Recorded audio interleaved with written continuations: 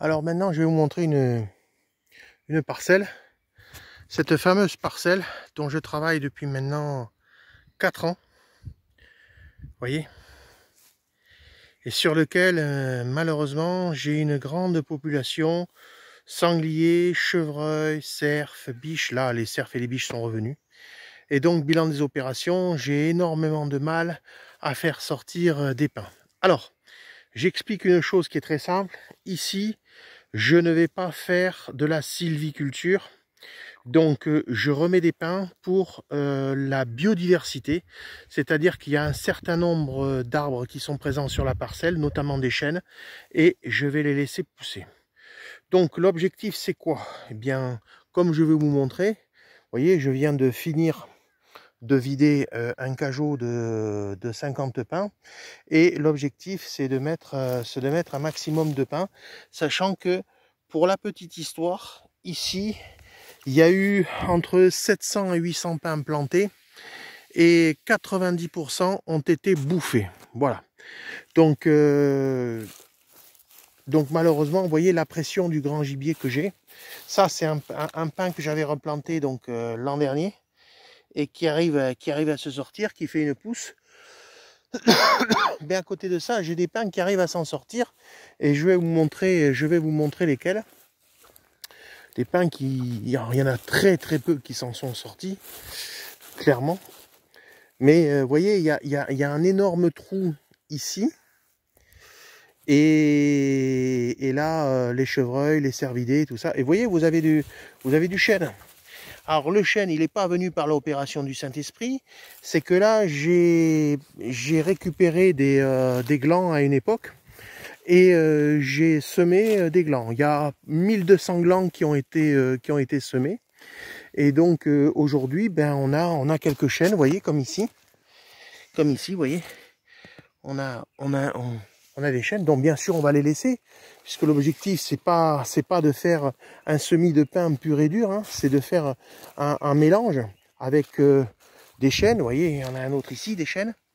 Voilà, on voit voilà, des chênes, des acacias. Voilà, les peupliers que j'ai mis malheureusement n'ont pas tenu à cause de la sécheresse de cette année. Et on arrive, je vais vous montrer quelques pins qui ont réussi à se sortir d'affaire. Bon, mais il a fallu les protéger, hein, parce que malheureusement le grand gibier est venu. Vous voyez, regardez celui-là, il est magnifique. Il est magnifique. Voilà, ça c'est un des premiers pins que j'avais mis il y a 4 ou 5 ans. Et il arrive à s'en sortir.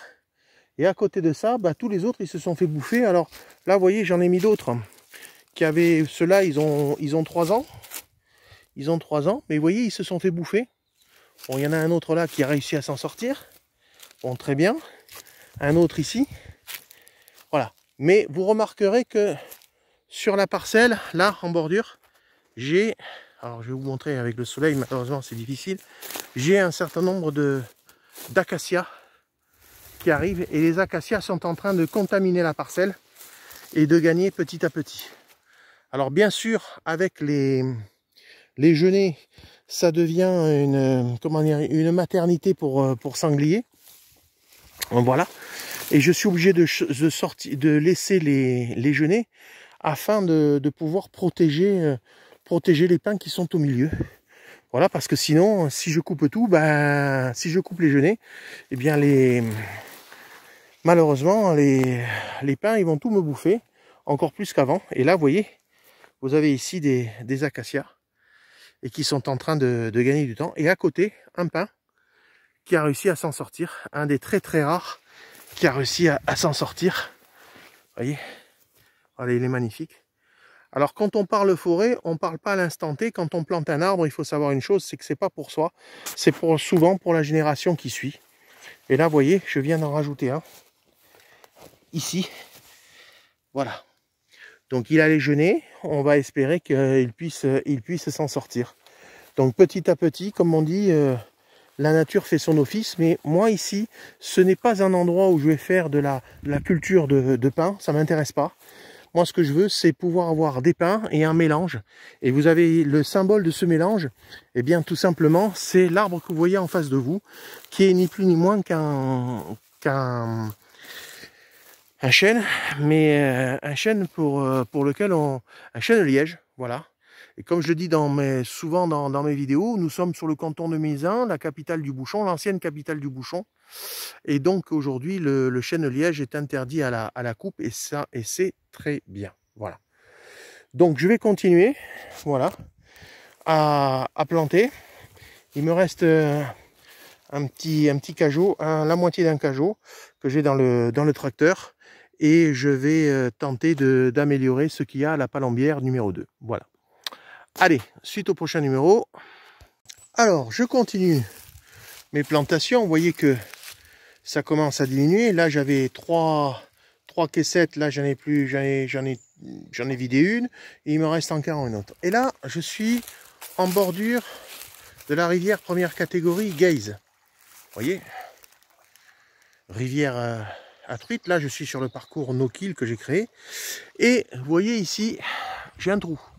Parce que j'ai des arbres qui sont tombés avec les tempêtes. Et là, qu'est-ce que j'en profite? Eh bien, je continue mes plantations. Vous voyez, je continue mes plantations. Je mets des pins. Est-ce qu'ils prendront ou pas? Je ne sais pas. Moi, je pense que là, ils prendront. Parce qu'ils sont en bordure de l'eau. Donc, ce sera plutôt pas mal. Où est-ce qu'ils sont les autres? Ouais, là j'en ai un autre. Vous voyez, hop. Ici. À intervalles réguliers. Bon, il faudrait peut-être que je les mette plus près les uns des autres, mais bon, l'objectif c'est de les protéger des chevreuils et des cervidés. Voilà. Et donc, bon, ben voilà, je plante mes plantes tranquille, voilà. Et moi qui travaille à Bordeaux, je peux vous dire que je pense pas. Vous voyez, là, je suis en train de planter 3 caisses, donc 3 caisses, ça fait 150 pins. Bon, mais 150 pins, je pense pas que monsieur Hermic en ait planté autant en 2 heures comme moi je viens de le faire. Voilà. Donc, j'attends que les écolos viennent m'aider à planter des arbres, puisque les arbres c'est la vie, voilà. Mais c'est curieux, je ne les vois pas. Pourtant maintenant ceux qui me suivent, parce que je sais qu'il y a des écolos qui me suivent, et parce que je suis chasseur forcément, et donc ils viennent pas m'aider. Pourtant ça fait partie de la vie du domaine de planter des arbres. Vous voyez, regardez ce chêne devant vous là. Eh bien, ce chêne il a crevé, voilà, donc il va falloir que je le coupe, alors que vous voyez il est à côté de l'eau, hein. Eh bien il a crevé. Et il y en a d'autres qui sont en train de crever. Et ça, c'est une conséquence générale du réchauffement climatique. Alors moi, quand je plante un arbre, mon seul sponsor, c'est ma carte bleue, hein. Donc voilà. Allez, je vais aller en mettre maintenant à la palombière numéro 2.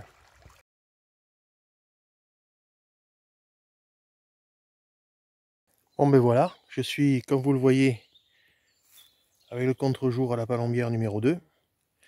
Et je suis en train de mettre mes pins. Alors bon, ben je les protège, hein, ceux-là, voilà. Parce que là, je suis pas prêt de poser des palombes dessus. D'ailleurs, c'est plus moi qui les poserai, parce que dans 30 ans, ben, l'arbre il sera toujours là, mais moi je vais commencer à sucrer les fraises. Je sucrerai probablement les fraises, ou je me ferai les pissenlits à la racine. Voilà. Et là, comme vous le voyez, j'en ai un à côté, vous voyez, j'en ai un à côté, bien qu'à crever. Et j'en remets un protégé. Et on verra ce que ça donne. Alors j'en ai quelques-uns là, à la palombière qui arrivent à s'en sortir. Très difficile parce que j'ai un terrain argilo-calcaire. Donc ils ont vraiment beaucoup de mal. Mais vous voyez, regardez. J'arrive à avoir de jolis arbres.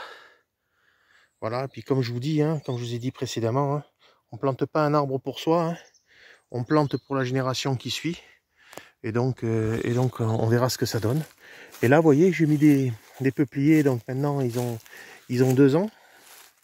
Et ils commencent difficilement à pousser. Vous voyez, ils ont vraiment du mal. Donc je pense qu'ils font les racines.